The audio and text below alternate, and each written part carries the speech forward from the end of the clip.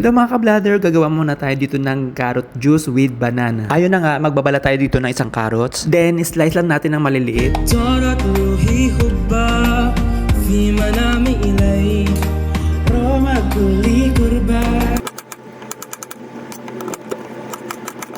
Pagkatapos, iset aside lang natin. Magbalat naman tayo nito ng banana.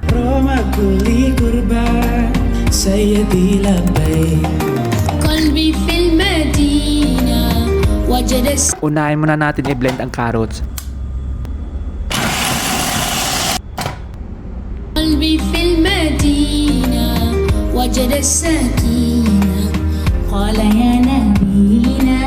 Maglagay na tayo dito ng gatas. Pagkatapos, i-mix na natin yung carrots juice. Ngayon naman, magluluto ako dito ng separate na oatmeal para sa aking almusal. Ayun na nga, luto na yung oatmeal.